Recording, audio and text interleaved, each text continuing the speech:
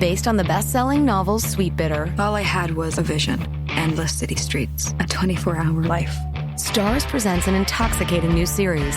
Looking back, it was a blur of momentary madness. About finding your way in New York. Everyone was new once. Don't get overwhelmed. New girl, you having fun yet? And tasting life for the first time. Coming here, it's not a mistake, is it? New York's never a mistake. Sweet Bitter premieres May 6th, only on Stars. Get the Stars app today and start your free trial. This podcast is brought to you in part by Academy Travel at MickeyVacations.com.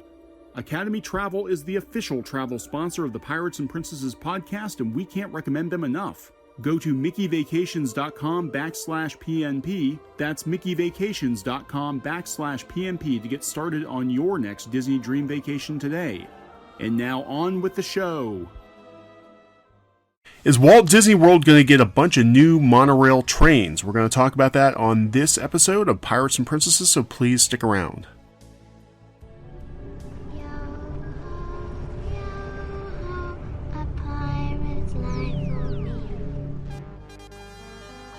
Oh, hello there.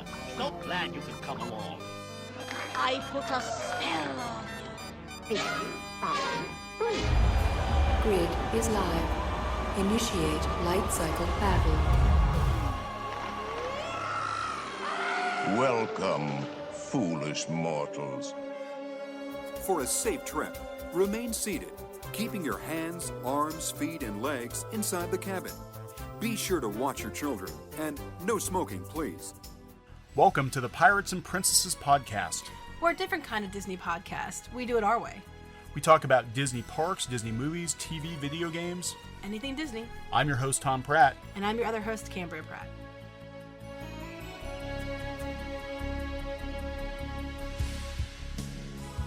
Welcome back to Pirates and Princesses. I'm your host, Thom Pratt. As always, I'm joined by my lovely wife, Cambria Pratt. Hello.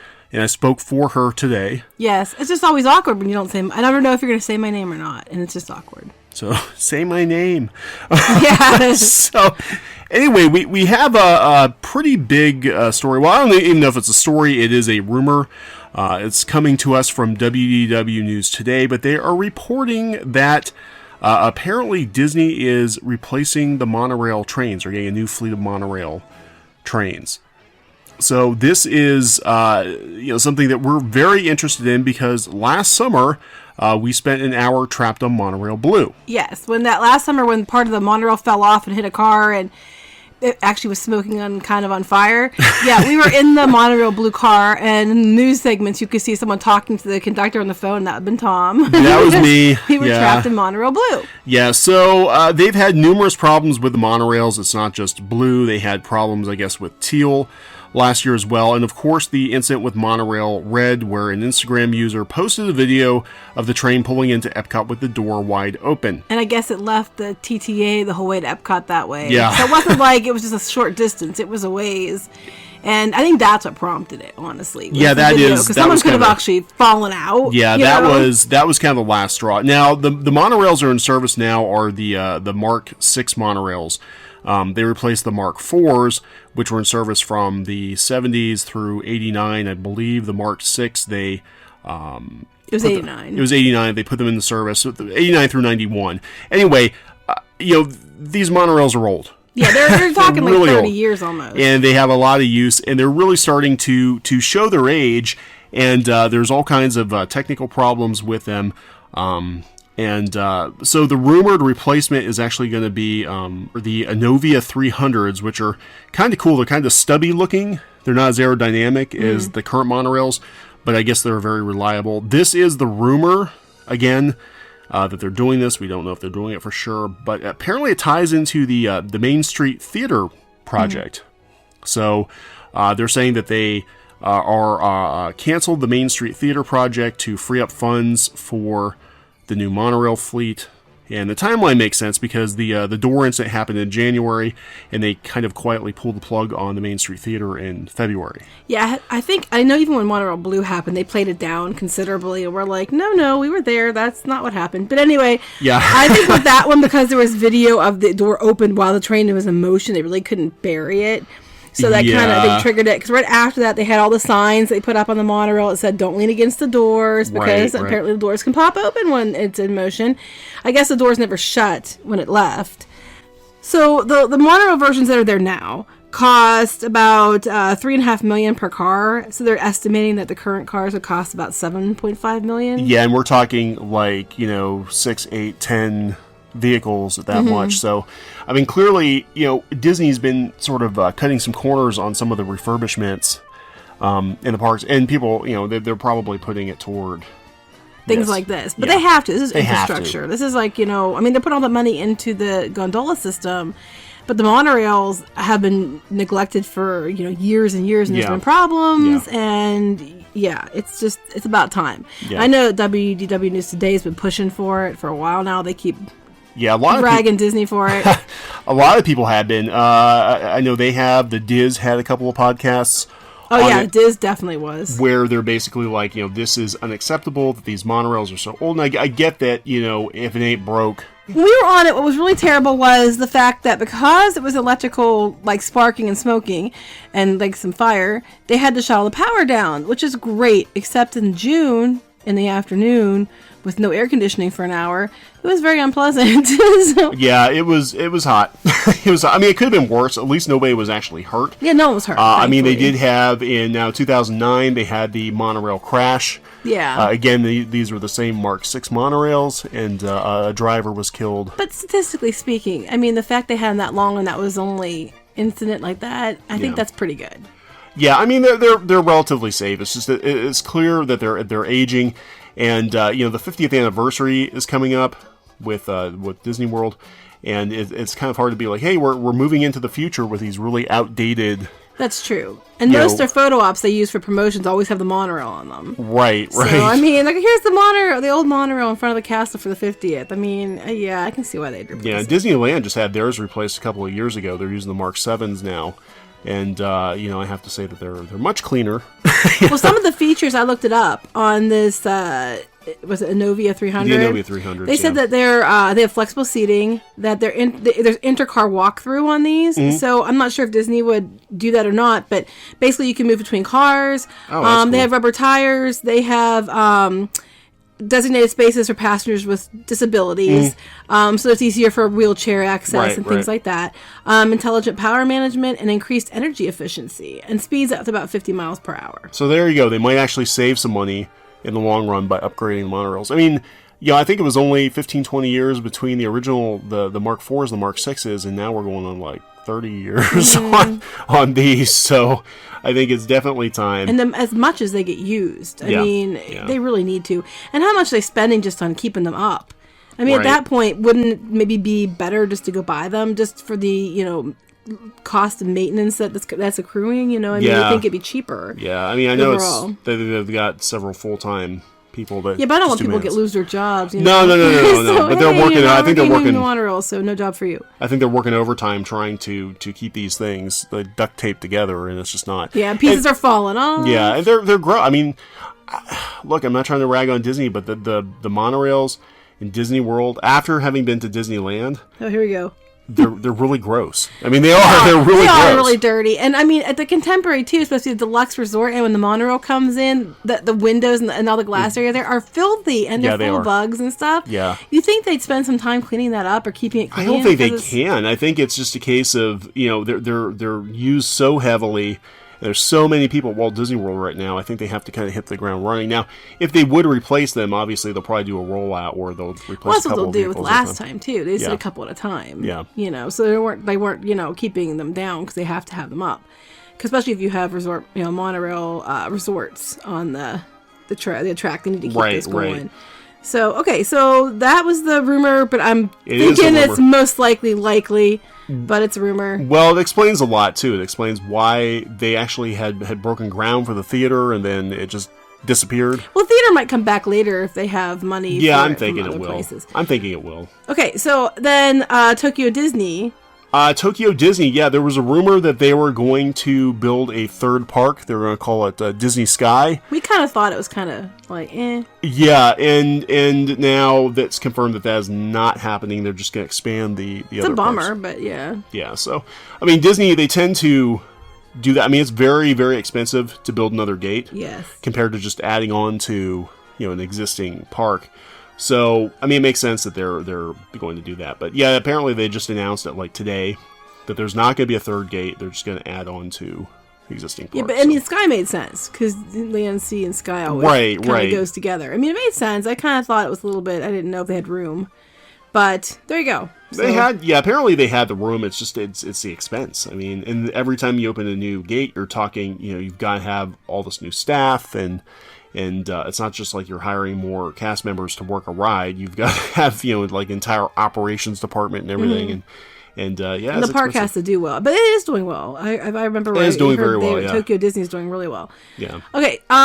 Also along the lines, I guess, with the monorail, Disney opened a new merchandise kiosk at the Transportation and Ticket Center. You go behind where the ticket windows are. It's just a standard kiosk. They have like the ears, the hats, the keychains, lanyards, pins, the basic kiosk stuff. But they have one there now in the TTA or TTC. What is it? TTC? Yeah. Transportation Ticket Center. TTC now before you go over to where you're going. We can get our I Survived Monorail Blue t-shirts. They don't make them, dang it.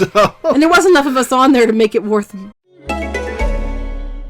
Based on the best-selling novel Sweet Bitter, All I had was a vision. Endless city streets. A 24-hour life. Starz presents a new original series. Coming here. It's not a mistake, is it? New York is never a mistake. Sweet Bitter. Watch now on Starz. Get the Starz app today and start your free trial. We're investing in.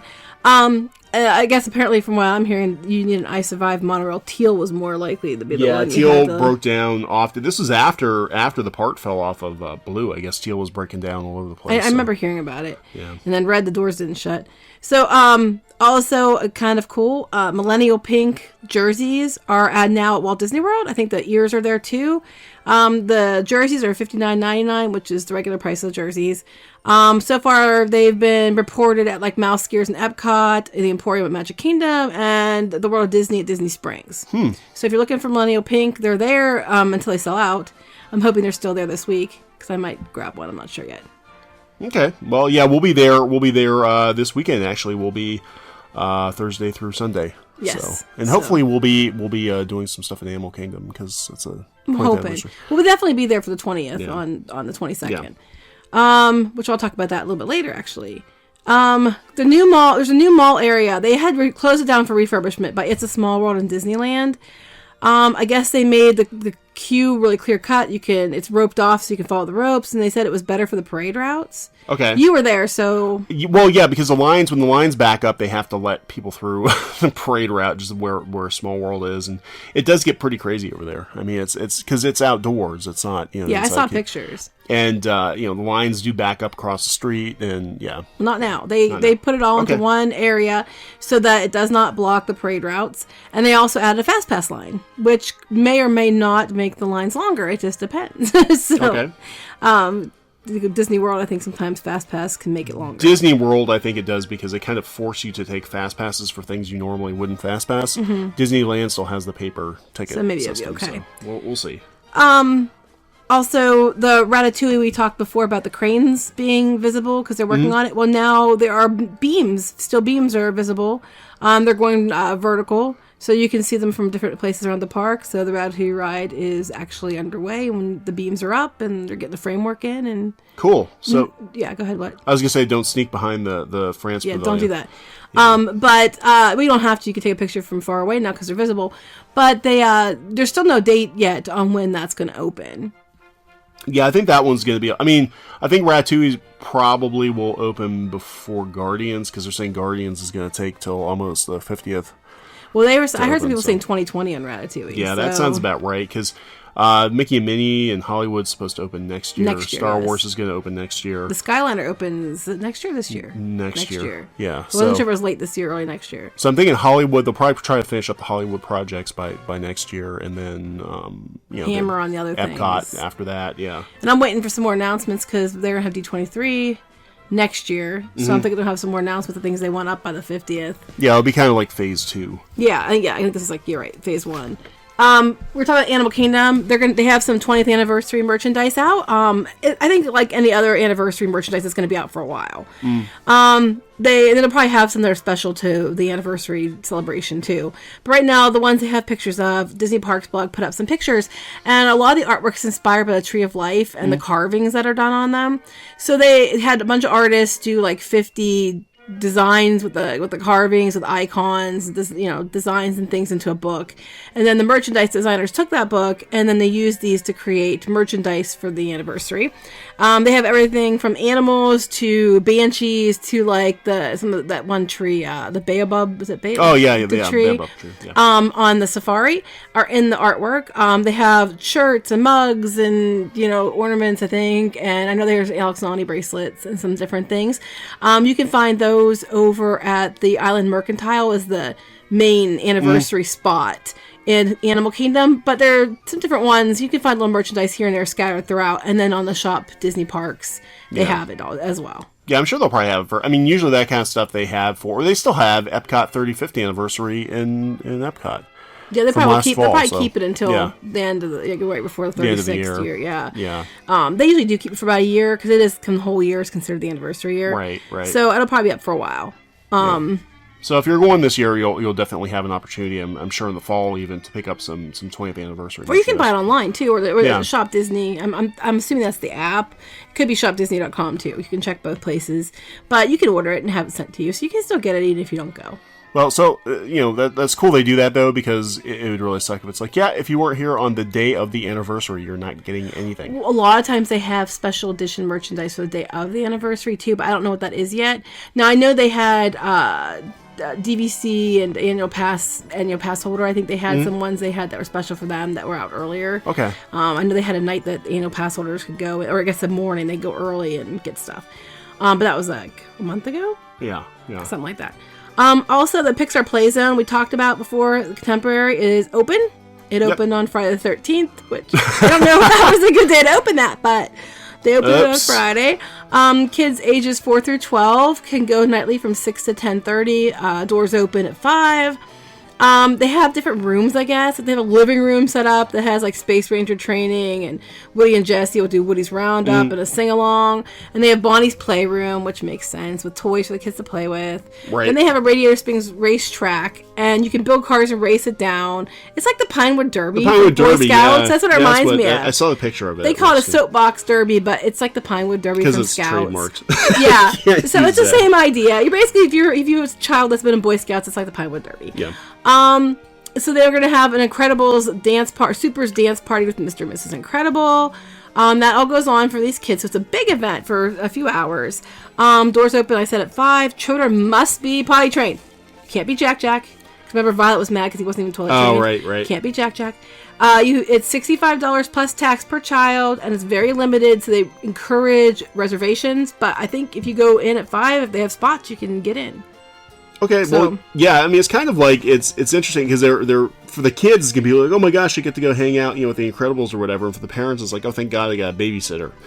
Yeah. I know. So, but yeah, $65 a kid, that's a pretty expensive. And if you have more than one kid, it could add up quickly. Yeah, so, like but it's something cool they can do. If your kids are kids that'll go off without you, then that's a good idea. Our kids are not, so it wouldn't have worked. Well, if you're going to do, if parents want to go out to eat or something, and so I think it's a good option. It's better than just like dumping them off in a room and saying, here, Well, you can't dump them off. If you have a 4-year-old, you can't just dump them off in the room and say, hey, here's TV. Well, no. I'm talking about like some of the child care services. They have people come to your room. Yeah, you can get people to come to your room and do it. But this is cool, and it gives them something to do while you're out doing something. Also, I have one more thing I was going to talk about, and then see if Tom has anything else. The Run Disney, we talked before about how they were pausing the registrations. Well, I think they're coming back up soon, but the Run Disney Incredibles 2, the virtual running shorts for summer are up. You can go ahead and register for, 2 of them are up. You can register for. They have it by month, or you can do the Ultimate Summer Hero Challenge, which means you're doing all 3, and you get a special medal for completing all 3. The month that's currently up is June, and it's $40. And this includes people from international. If you're international, you may participate as well. And what's great about this is you don't have to go to Disney to participate. You can do it from your own hometown, right. Wherever you like to, walk or run. You can do it at your own pace. You just have to keep track of your time and submit it. These are 5K challenges. And the first medal for June is Elastigirl. The one in July is Mr. Incredible and Violet. The one in August is Dash and Jack Jack. And if you register for the Ultimate Summer Hero Challenge and do all 3, there is a finisher medal for that, which is a logo of like the Incredibles 2. It's $142 to do the whole summer and get the finisher medal. It's $40 per run. So it'll cost you, it's a little bit more, but you get the extra medal for all 4, which I'm going to do all 4. But if you're interested in that, you can register now for June or for the complete series. And like I said, international, you are allowed to do it as well. I think you might have to pay a little bit extra for shipping, though, for your medal. But you are more than welcome to register. Yeah, I think we need a Walk Disney. Well, that's ours. It's Walk Disney. We're gonna have to walk and run come Friday. Disney. Yeah, we're gonna have to do a combination of the 2 Friday. So I'm trying to psych myself out for this. We've never done a Run Disney event before, so I'm not sure how we're gonna do. I hear it's fun, but I'm also I'm kind of nervous because there's a lot of people and it looks very daunting from the pictures. So I'm kind of like. Yeah. I hope we can complete. We'll see. We'll have a report when we get back. Yeah, hopefully we can do it, and I'm hoping it's not too scary. No. Okay, anything else you want to talk about that you saw? Can't think of anything else right now. The monorail was a big one, and I'm really hoping it's true because it's definitely needed. So check out thekingdominsider.com for Disney news and rumors. Subscribe on iTunes and Stitcher. To this podcast, and check us out on Facebook. And as of Thursday on, you can watch live streams and things on. Are we doing on YouTube or Facebook? I think we're actually going to try YouTube this time. So the Kingdom Insider on YouTube. Mm-hmm. And check Facebook too, because it might have announcements and things. Yeah. And we might have to switch back to there if we can't get YouTube working. So we'll see how it goes. All right, so we'll talk to you later. All right, bye. Pirates and Princesses is a production of Clownfish Studios. We are an unofficial Disney podcast, not endorsed or affiliated with the Walt Disney Company. You can visit us on the web at piratesandprincesses.net. That's piratesandprincesses.net. You can shoot us an email at piratesspodcast@gmail.com. That's piratesspodcast@gmail.com. Like us on Facebook. Follow us on Twitter. We'd love to hear from you. Thank you for listening, and have a great, big, beautiful tomorrow. Based on the best-selling novel Sweet Bitter. All I had was a vision. Endless city streets. A 24-hour life. Stars presents a new original series. Coming here. It's not a mistake, is it? New York's never a mistake. Sweet Bitter. Watch now on Stars. Get the Stars app today and start your free trial.